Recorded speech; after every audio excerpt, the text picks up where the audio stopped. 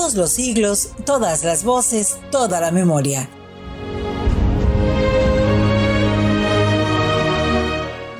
México se hace y se rehace sobre las mareas del tiempo. Es un país inagotable, inabarcable, un auténtico volcán de vida, desengaño y esperanza.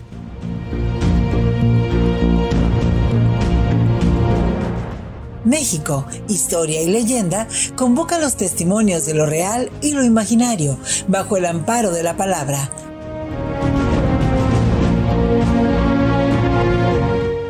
Acércate, siéntate entre nosotros y presta atención. Aquí vamos a contártelo todo.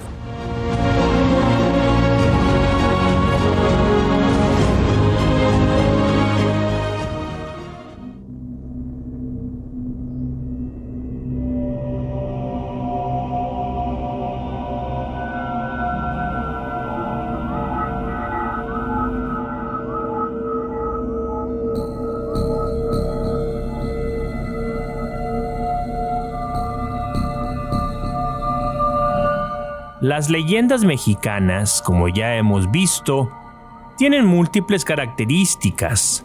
Son ricas en personajes de todo tipo y siempre parecen plantear una disputa entre las fuerzas del bien y el mal. Sin embargo, son pocas las leyendas cuyo personaje principal sea femenino. Quiero decir principal en cuanto a ser el tema fundamental de la historia y poseer los atributos del héroe, o en este caso heroína.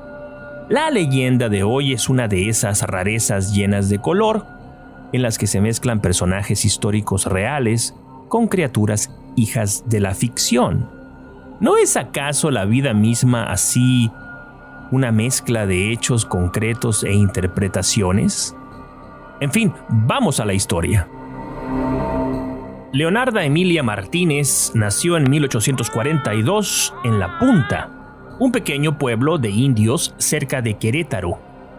A los 4 años, su padre murió luchando contra los norteamericanos, así que la casa quedó sin cabeza de familia, generando, como es natural, múltiples problemas, sobre todo de tipo económico. La gente de dicha región tenía fama de ser fascinerosa y ladrona, pues Leonarda muy pronto les dio la razón a quienes esparcían semejantes ideas.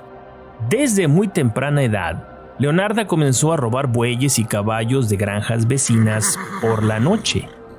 Para hacerlo se juntaba con otros muchachos, adolescentes ya o mozos, que se encargaron de enseñarle los trucos de tan innoble oficio, y vaya que Leonarda resultó ser una alumna aventajada. Con el tiempo pasó a robar diligencias llenas de oro y repartir sus ganancias entre los pobres después de tomar lo que ella consideraba justo para su manutención y la de su familia. Como sucede entre quienes explotan muy pronto un talento desde que son muy jóvenes, Leonarda consiguió dominar como nadie las malas artes del latrocinio, ganando muy prontamente el reconocimiento y el miedo de los habitantes de aquella región. Conocida como la Carambada, era descrita como una mujer regordeta, con cabello negro, cara redonda y una cicatriz en el carrillo izquierdo. Era una líder natural que no se dejaba de nadie y a quien no le temblaba el pulso a la hora de castigar a quien sea que ella declarara mereciera un castigo. Usando la violencia y el crimen consiguió el respeto que tanto había anhelado. Su vida estuvo llena de historias que nadie sabe si son ciertas o no, pero que se han preservado en el saber popular. Se cuenta que fue compañera de Maximiliano, quien se enamoró de ella, pero ella estaba en realidad enamorada de un capitán francés del ejército monárquico llamado José Joaquín Ortiz. Luego el destino presentaría una de esas situaciones límite que parecen ser más obra de un novelista que del simple devenir de los acontecimientos. Cuando el imperio se refugió en Querétaro y José Joaquín fue capturado y sentenciado a muerte, Leonarda acudió a todas las autoridades, incluido Benito Juárez. Se dice que incluso llegó a arrodillarse delante del oaxaqueño para suplicar un poco de clemencia. Pero el benemérito no se conmovió ni un pelo. Al no obtener el perdón, juró dedicar el resto de sus días a consumar la venganza. A partir de ese momento, se convirtió en ladrona de caminos, robando a todos sin discriminación y escondiéndose en las grutas de los socavones cerca de la ciudad. Dejó de ser la bandolera justiciera para convertirse en una fiera sedienta de sangre. Echaba mano de la pistola a la menor provocación y fue regando los caminos con la sangre de muchos inocentes, pues, a los que les reventaba el cráneo de un tiro, los colgaba de una rama o los decapitaba con machete. Se educó en las artes de la herbolaria, lo que le fue muy útil para tratarse ella misma, provocándose abortos o sanando heridas de combate propias o de sus hombres.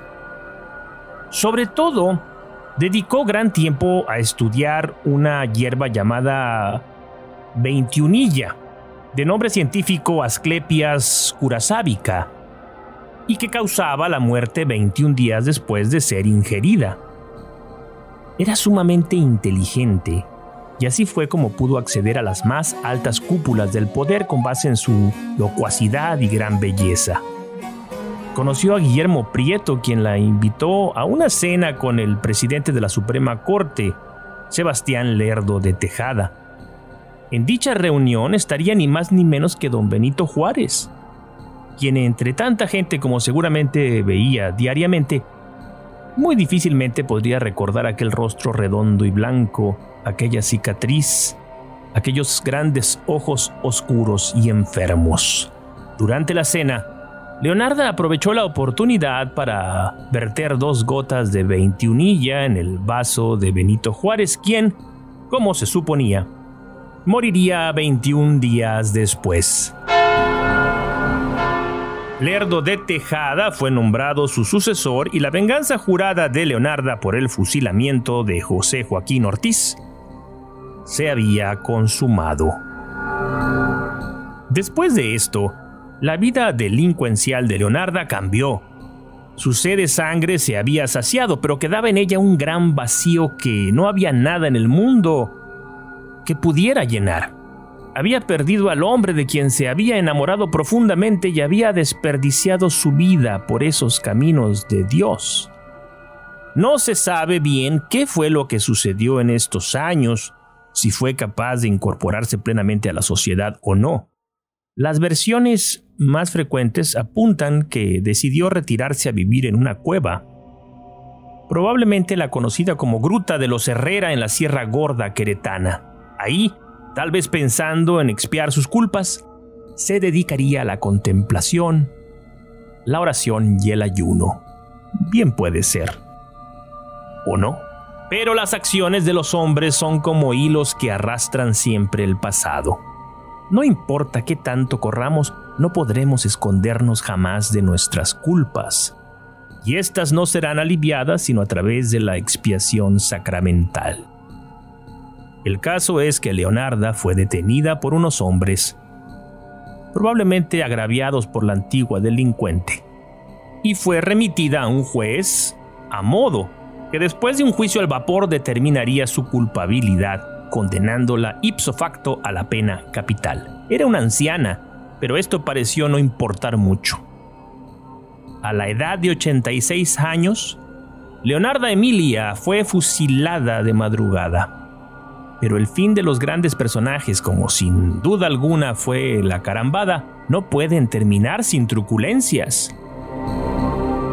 Resulta que mientras las monjas del hospital limpiaban su cuerpo para amortajarlo, descubrieron que estaba viva.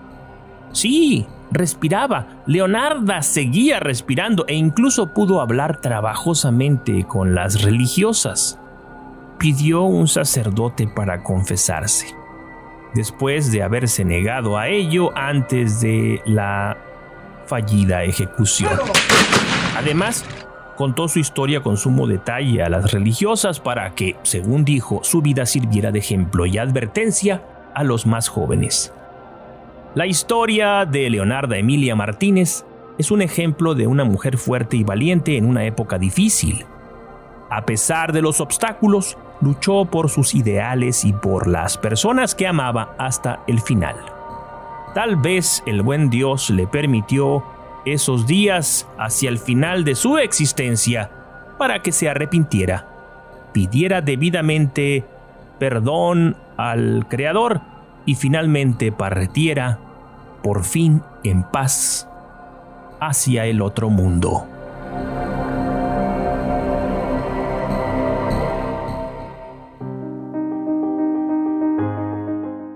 Esto fue México, Historia y Leyenda. Escrito, narrado y editado por Alex Ramírez Arballo. Locución de Alicia Terán Orduño.